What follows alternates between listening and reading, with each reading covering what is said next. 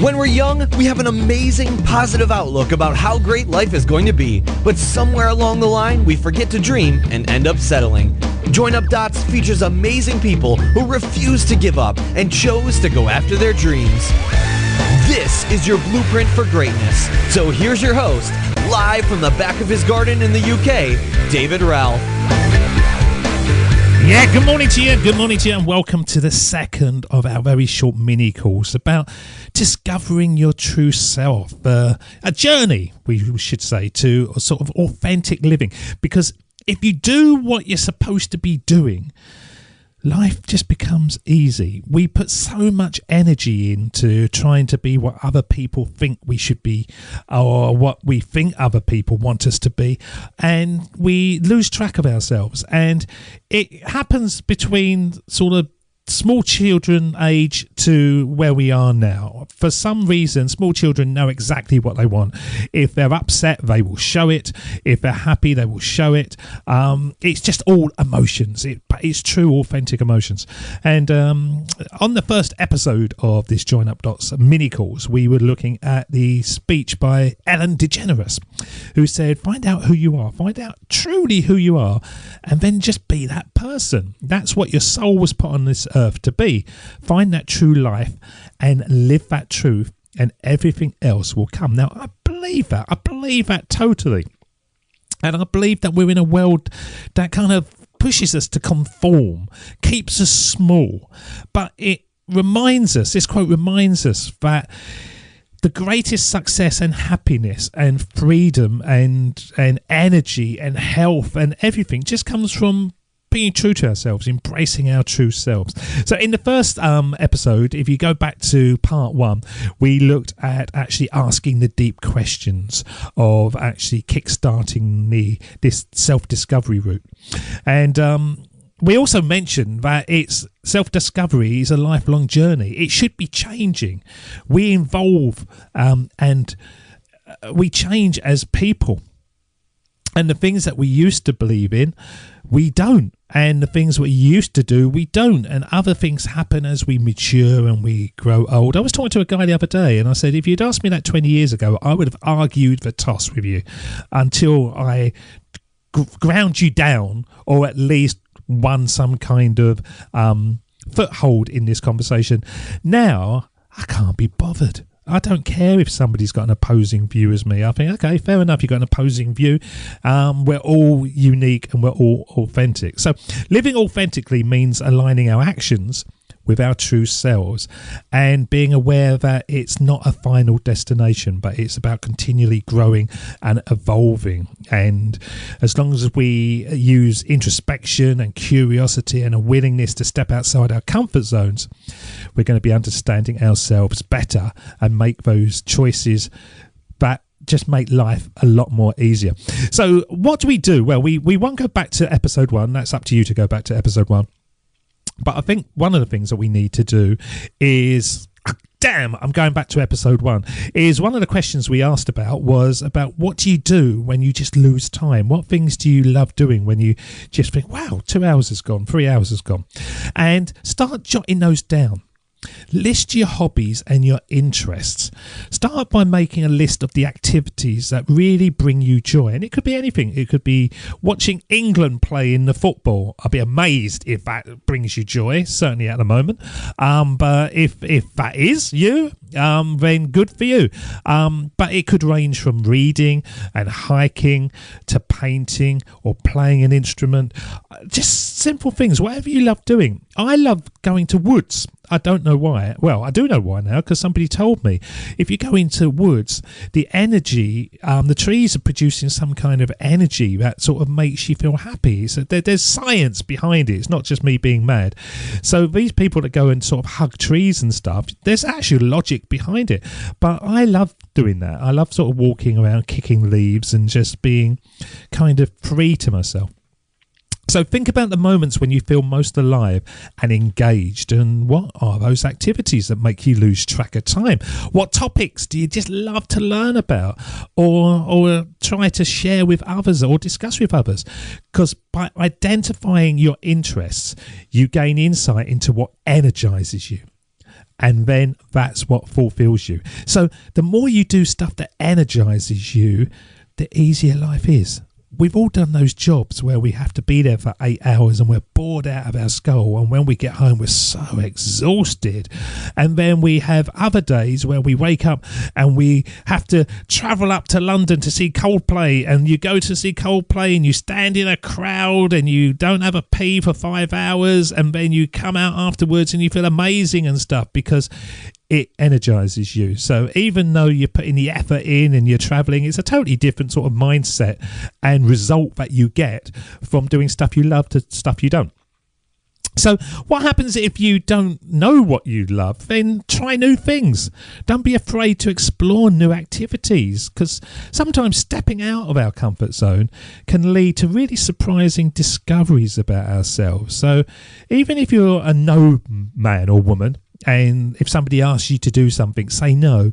Start trying to say yes a few times. Take a dance class. Try to learn a new language, or volunteer for a cause you're passionate about, or even if you're not passionate about, just do it and you'll meet new people. Experimenting with different activities can help you uncover hidden talents and interests you might not have realised you had, and it also starts dragging you out of the mud. It's so easy to say no to something, and but when you do, you find out whether you loved it or you didn't like it or it was all okay. You can only find out by saying yes. So do that. Gain diverse experiences that enrich your life, even if your sort of core response would be, no, don't fancy that. Just once every now and again say yes. And if you realise that you didn't fancy it afterwards, then you were right and you can tick that off. Then reflect on it. Reflect on those experiences. After trying these activities, don't just sort of like brush them off, but really take time to reflect on how they made you feel. Did you enjoy them? Did they spark a sense of excitement or fulfillment? And use these kind of reflections to guide your future choices. Do a bit more of those. I love doing treasure hunts. Just going out, being given clues and having to walk around the streets finding these clues. And you can go online, I've said this before, and you can download free treasure hunts. Some you have to pay, and somebody's gone around a town and worked out all these clues, and then you can follow them. And it only costs $10, whatever, but it's just a real fun way of spending 2 or 3 hours out in the open with some friends, whatever. You can stop halfway through and go into a pub and have lunch and then start again. But all these things help you identify the patterns and gain deeper insights into what truly matters to you. And over time, you're going to develop a clearer understanding of your passions, and then try to bring them more into your life. How can you do more of those so it's not just a hobby, but it becomes your life? Well, that's the first part. That's the first part, exploring your passions and interests. But of course, there's going to be some things that we try to do and we're not very good at. And there might be some things that we do so easily, we don't sort of reflect on them. Oh, it's just something I do, it's not... It's nothing, So ask feedback. Get feedback from people. Ask friends and family and colleagues at work for honest feedback about your strengths and areas for improvement. Because the more you do things that you're good at, the more, once again, life becomes easier. But be open to them saying things that you may not like. Be open to constructive criticism, because their perspective can really provide valuable insights into things you just can't see. We've all got a blind spot. We've all got things that we think we're great at, but other people go, well, actually. I was saying to my wife yesterday, she kind of mirrors people brilliantly. She can create relationships with people instantly. We went round to the local refuse place, and the guy who was working there was right kind of, go blimey, I love, how are you? Whoa. And she was, yeah, I'm all right, mate. And she just sort of naturally changed into him. And then a little bit later, she was speaking to somebody who was very, very well spoken, and she kind of mimicked it. She mirrored that. And I said to her, that's a real strength you've got there, that you can naturally find a connection. You can build relationships with people so easily by mirroring them, and then they feel part of your tribe. Now, she couldn't see that, and she sort of dismissed it, but believe me, it's something that she just does so naturally that it's not a surprise that she can't see it. So use tools like Myers-Briggs or Strength Finders 2.0. We used to talk about that a lot when you gain insights into your personality and strengths. And these assessments can offer a real structured way to understand your tendencies and your capabilities, and they help you identify your natural talents and how you can leverage them in various aspects of your life. Because understanding your personality type can provide clarity on your preferred working style, how you like to work, how you like to communicate, how you like your free time, and how you can make decisions to move you closer to it. I'm a great believer in, if you focus in on your 5 greatest strengths, literally everything that I do that brings results to me are based around my 5 greatest strengths. And the top one is futuristic. I'm always, that'd be brilliant. Let's do this and let's do that. And I'm always thinking ahead. And then communications one, relationship building's the third one. Can't really remember the other 2. But literally they all are things that I just play on and work on to do that. Now, a lot of people say embrace your weaknesses. I don't really think, just ignore your weaknesses. But remember that they're not flaws. They are an opportunity for growth. So you can accept them, of course you can. But I think that if you just really focus on what you do better than anything else, then you can start to see opportunities around you. So you've got to identify these things. You've got to spend time on it. And you've got to start making choices to bring these strengths, these values into your life. Because understanding your core values, you can make choices that align with yourself. Okay, so how do we do this? Well, we've got to, once again, we've got to stop and we've got to pause. We've got to actually do the work. We've got to ask the questions. We've got to get a journal. We've got to get a piece of paper.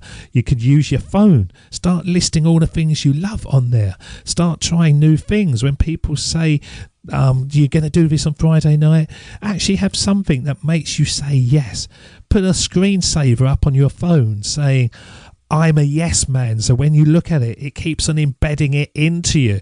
There's always that you can sort of break free from your environment that's holding you down to start working more on finding out who you should be to bring more energy into your life and be happier and more fulfilled. Okay, so that's the second part of our mini course, and then we're going to do one more a little bit later to bring it all together.